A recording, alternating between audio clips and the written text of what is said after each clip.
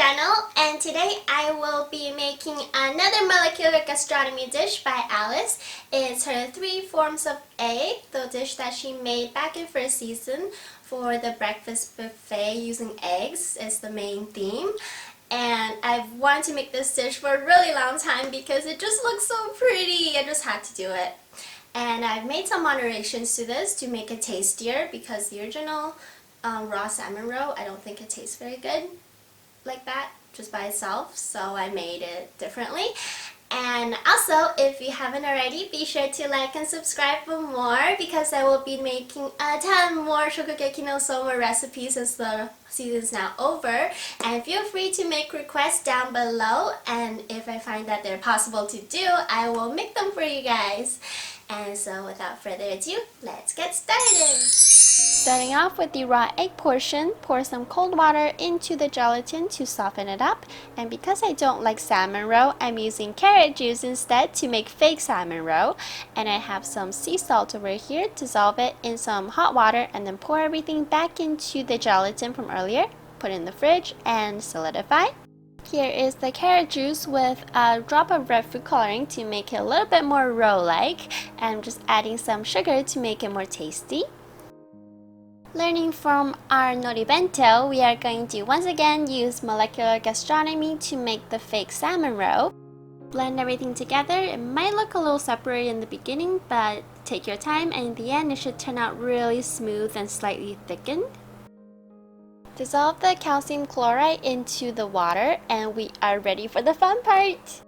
Take your syringe for best results and drip away. Be sure to only let out a single drop at a time. And here is our lovely salmon roe imitation. And when you lift it up, it's really soft and squishy. Oh my goodness. Next, for the hard-boiled egg, I couldn't exactly find white asparagus. I could only find these light colored ones. And I'm cutting off the tip and peeling the skin off so it's almost white. Take a real hard-boiled egg and cut it in half carefully without breaking the skin. And we're going to use this for the asparagus mousse. Prepare some whipped cream and store in the fridge. In a cup of water, boil the asparagus and the chopped up onions until soft. Then transfer everything into a food processor and add salt and white pepper because we really don't want any black flakes inside our egg whites. Add a cup of milk to the blender and start blending until smooth. Take a spoonful of the cream of asparagus soup and mix it together with the fresh cream and blend until it gets to a thick consistency. Take the empty eggshells from earlier and fill it up with the asparagus mousse and fill it up all the way to the rim. For the egg yolk, feel free to make the traditional hollandaise sauce, but I'm going to be super lazy and make the microwave version. And here it is after it's been microwaved. It's really chunky. Just try to blend it out the best you can, but I think it looks a lot better this way for this dish. It's more realistic. And then just go ahead and place this onto the asparagus mousse. And finally, the best part of this dish is the milkshake. Caramelize some sugar first.